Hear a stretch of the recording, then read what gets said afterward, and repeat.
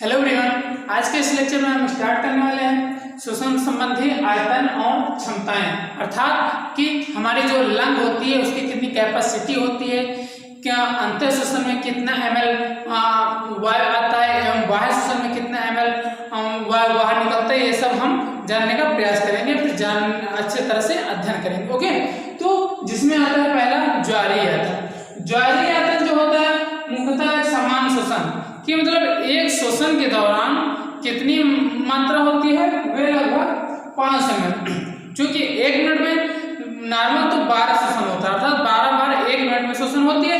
ये अंतर श्वसन बाह्य श्वसन बलपूर्वक भी किए जाते हैं, अर्थात इनकी जो श्वसन की क्षमता होती है तो ये कम ज्यादा भी हो सकती है, अर्थात 12 मिनट से ज्यादा भी कुछ आदमियों की जो श्वसन जैसे 12 बार श्वास लिया जाता है तो कुछ आदमियों को 12 से ना होकर 14 बार हो सकती है, 15 बार हो सकता है, मतलब कि 1 मिनट में 15 श्वास कर रहे हैं। तो उसमें यही बोला गया है कि एक नॉर्मल व्यक्ति जो है यदि वो श्वसन कर रहा है, अंतर श्वसन किया और बाह्य श्वसन किया, तो उस दौरान कितनी मात्रा में वायु लिया गया, निकाला गया, वही बताया गया है कि वो मात्रा होती है 500 ml, मतलब कि एक श्वसन के दौरान 500 ml जो होती है वायु वो ली जाती है और बाहर छोड़ी जाती है। वही बोला गया है कि ये देखो ज्वारीय आयतन जो कि समान श्वसन के दौरान होता है लगभग होता है 500 ml।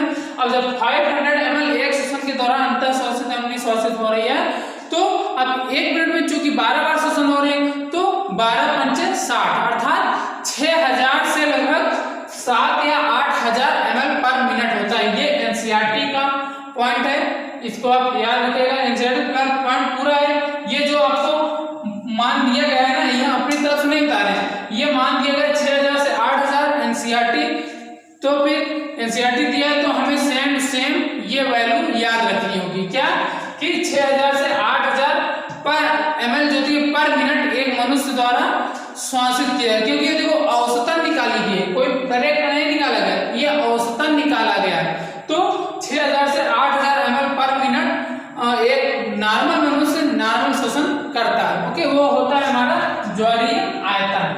इतनी बात है इसमें। अब देखो आता है हमारा सेकंड अंतर श्वसन स्वच्छता आयतन।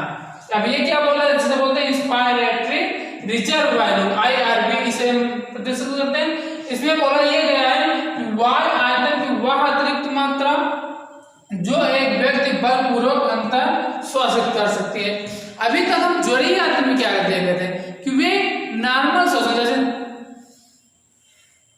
ये नॉर्मल श्वसन था, अब इसमें अंतर श्वसन में बलपूर्वक, मतलब कि हमारी डायाफ्राम जो होती है एक्सपैंड करे, कुछ इस तरह से इस तरह हो जा रही है, मतलब कि अंतर श्वसन में बलपूर्वक एक नॉर्मल श्वसन से कहीं ज्यादा श्वास अंदर खींची जाती है, जैसे बलपूर्वक श्वसन मतलब इसमें हमारा वक्ष बाहर की ओर एक्सपैंड कर जाता है, फैल जाता है, संकुचित हो जाता है, तो इसे हम बोल दिए थे अंतर श्वसन, अर्थात एक बलपूर्वक श्वसन किया जाता है जिसमें वो बोलते हैं अंतर श्वसन सुरक्षित आयतन, उसे बोलते हैं IRV, जिसकी मात्रा क्या होती है, ये औसतन लगभग 2500 से 300 ml, सॉरी 2500 से 3000 ml होती है, ये पॉइंट भी याद रखना। इसी प्रकार अगर हम देखते हैं निश्वसन सुरक्षित आयतन, अर्थात कि हम एक नॉर्मल श्वसन कर रहे हैं तो अब उसमें क्या हो रहा है कि इसमें जो डायाफ्राम होता है ना, तो इसमें क्या था, कुछ इस अपने जैसे नॉर्मल स्थिति पे था, तो ये कुछ इस तरह नॉर्मल स्थिति पे था, तो अंतर श्वास लिया गया बलपूर्वक, तो कुछ इस तरह हो गया, इस तरह से इस तरह हो गया। अब उसी के विपरीत अगर हम देखते हैं निश्वसन में, अब वायु खींची गई थी तो वो अपनी पुनः स्थिति में वापस लौट जाती है, अर्थात एक नॉर्मल श्वसन में करते हैं तो उसमें क्या बोलते हैं, कुछ इस तरह, मतलब फेफड़ों से वायु का बाहर निकाला जबरदस्ती, जिसे बोलते हैं कि अपने अंदर जबरदस्ती वायु को बाहर निकाले, मतलब अपने अंदर वायु को हम नहीं रोक रहे, मतलब उसको हम बाहर निकालते रहे, उसे बोलते हैं निश्वसन सुरक्षित आयतन। वो होता है 1000 ml से 1100 ml, ये भी याद रखना। देखो ये जो आपको मात्रा दी जा रही है IRV, ERV, TV, ये सब आपको याद करना होगा, रटना होगा दिमाग में एकदम परफेक्ट। इसकी जो पॉइंट ये गणना है, जितना मान दिया गया है, इसको आपको याद करना होगा। और इन सब से आप खुद अंदाजा लगा सकते हैं कि अंतः शोषण सुरक्षित आयतन में क्या बोला गया था, जोरीय आयतन में क्या बोला गया था, अंतः शोषण सुरक्षित आयतन में बलपूर्वक अंतः शोषण किया गया था, और निःशोषण सुरक्षित आयतन में क्या बोला गया कि बलपूर्वक शोषण बाहर किया गया। ओके, अब उसी प्रकार आता है अवशिष्ट आयतन।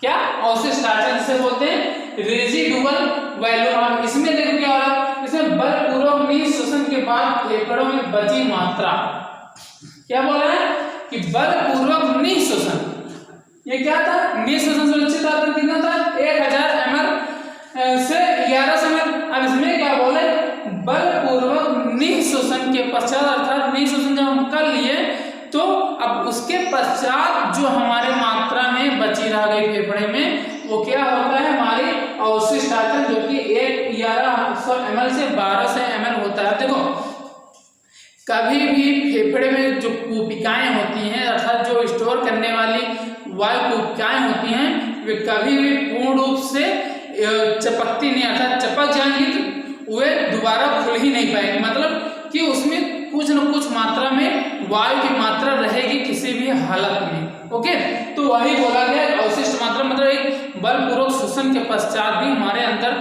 जो मात्रा बची रह जाती है, अर्थात शेष जो बची रह जाती है जिसको हम नहीं निकाल सकते, उसको बोलते हैं अवशिष्ट आयतन, जो कि होती है 1100 ml से 1200 ml। ओके, आई बात में। अब देखो ये सब गणनाएं हो गई ना, मतलब अब किस प्रकार अंतः शोषण बलपूर्वक कर रहा था एवं बाह्य शोषण कर रहा था।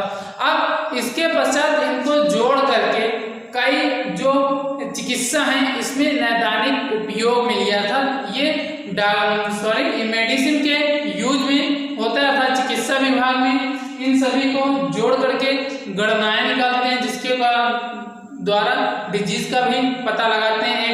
कि यही देखा जाता है कि नॉर्मल व्यक्ति में कितना शोषण हो रहा है, या फिर ये बलपूर्वक कितना शोषण बाहर निकाल पा रहा है, यही सब जोड़ करके ये मनुष्य के अंदर का जो क्रियाविधि चल रही है शोषण की, इसके बारे में, इससे संबंधित डिजीज के बारे में वे पहचान करते हैं। ओके, तो आप देखो इसी से जोड़कर बनाया गया जिसको हम बोलते हैं फुफ्फुसी क्षमता, मतलब इन सबको जो जोड़ा गया उसे हम बोलते हैं फुफ्फुस की क्षमता, अर्थात फुफ्फुस की कितनी क्षमता यहाँ पर है। अब उसमें होता है पहला अंतः शोषण क्षमता। क्या अंतः शोषण क्षमता, अंतः शोषण क्षमता में होता यह है कि इसमें सामान्य निःशोषण के पश्चात वायु की वह मात्रा जो एक व्यक्ति के द्वारा अंतः श्वसित की जाती है उसे हम बोलते हैं अंतः शोषण क्षमता। कितना अंतः शोषण क्षमता क्या बोलते हैं, मतलब कि एक निःशोषण, अर्थात जो सामान्य निःशोषण होती है, सामान्य कोई बलपूर्वक नहीं हो रहा है, ये बोल रहा है सामान्य निःशोषण के पश्चात वायु की कुल मात्रा जो एक व्यक्ति अंतः श्वसित कर सकते हैं वो होती है हमारी अंतः शोषण क्षमता, अर्थात टीबी प्लस IRV। अर्थात टीबी यहाँ पर कितना है 500 ml और IRV कितना है यहाँ पर 2500 से 3000 ml, अर्थात ये हो जाएगा हमारा 3000 ml से 3500 ml, क्या हो जाएगा हमारा अंतः शोषण क्षमता। उसी के विपरीत अगर हम देखते हैं निःशोषण क्षमता, निःशोषण क्षमता में क्या होता है कि सामान्य अंतः शोषण की, इसमें इसी का जस्ट उल्टा होगा, इसमें जो सामान्य निःशोषण है यहाँ पर अंतः शोषण हो जाएगा और जो अंतः शोषण है यहाँ पर निःशोषण हो जाएगा। अर्थात ये क्या बोला है कि सामान्य अंतः शोषण के पश्चात एक व्यक्ति के द्वारा जितनी मात्रा में वायु की जो मात्रा होती है, जितनी मात्रा वे निश्वासित कर सकती है, वे क्या बोलते हैं निःशोषण क्षमता। मतलब कि एक सामान्य अंतः शोषण हो गया ना, सामान्य अंतः शोषण हो गया, अब जितनी मात्रा में वायु की मात्रा जो एक व्यक्ति बाहर निकाल सकता है उसे हम बोलते हैं निःशोषण क्षमता। ओके, उसमें आता है टीबी प्लस IERV, अर्थात ये वाला वैल्यू प्लस ये वाला वैल्यू। उसी प्रकार आता है क्रियाशील अवशिष्ट क्षमता। अब क्रियाशील अवशिष्ट क्षमता क्या है, इसका मतलब यह है सामान्य निःशोषण के पश्चात वायु की वह मात्रा जो फेफड़ों में बची रह जाती है। एक बात ध्यान देना, यहाँ पर अवशिष्ट का बात अलग था और क्रियाशील अवशिष्ट क्षमता अलग है। इसमें सामान्य निःशोषण के पश्चात जो मात्रा बची रह जाती है वो यहाँ पर बोला गया। और यहाँ पर क्या बोला गया था, बलपूर्वक निःशोषण के पश्चात जो फेफड़े में बची रह गई थी वो मात्रा यहाँ पर बोला गया था, जिसे हम बोला था अवशिष्ट आता। लेकिन उसी के विपरीत इसमें क्या हो रहा है कि जो क्रियाशील अवशिष्ट क्षमता होती है उसमें सामान्य निःशोषण के पश्चात जो हमारे फेफड़ों में मात्रा बची रह जाती है वायु की वो होती है ERV प्लस RV। ओके, आई बात समझ। उसी प्रकार जो जैव क्षमता होता है, जैव क्षमता में यह होता है कि बलपूर्वक निःशोषण के बाद वायु की वह अधिकतम मात्रा, क्या बोल रहा है, जैव क्षमता में बलपूर्वक निःशोषण के बाद वायु की वह अधिकतम मात्रा जो एक व्यक्ति अंतर श्वासित कर सकती है।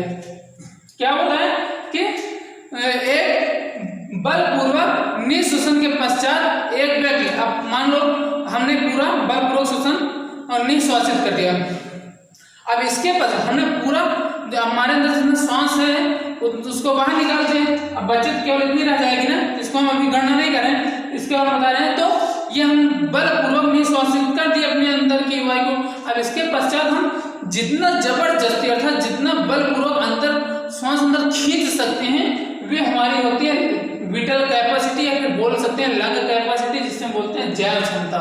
ओके, अर्थात बलपूर्वक निःशोषण के पश्चात हम जितनी मात्रा में या फिर बलपूर्वक अंतर श्वासित कर सकते हैं जितनी मात्रा में, उसे बोलते हैं जैव क्षमता। वो होता है VC बराबर ERV plus AV plus IRV, जिसमें ये वाला आयतन, ये आयतन और ये आयतन को जोड़ लिया गया। ओके, उसी प्रकार फेफड़ों की कुल क्षमता क्या होती है, फेफड़ों की कुल क्षमता में बलपूर्वक निःशोषण के पश्चात फेफड़ों में समायोजित वायु की कुल मात्रा, बलपूर्वक निःशोषण के पश्चात, इसमें क्या बोला, बलपूर्वक निःशोषण के पश्चात जो होती है ना वे फेफड़ों में समायोजित कुल मात्रा।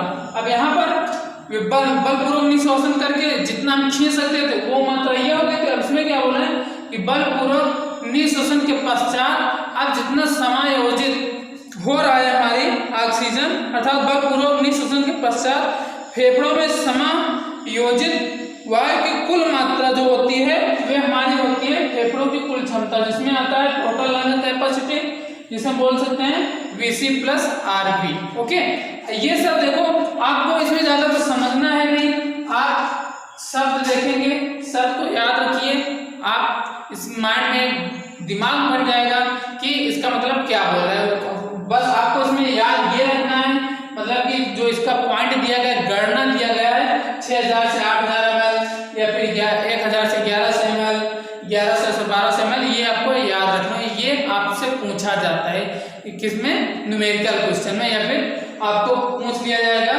विकल्पी क्वेश्चन में, ये पूछा जाता है। ओके, तो यहाँ तक अच्छे से अध्ययन कीजिए, बाकी नेक्स्ट लेक्चर मिलते हैं। Thank you.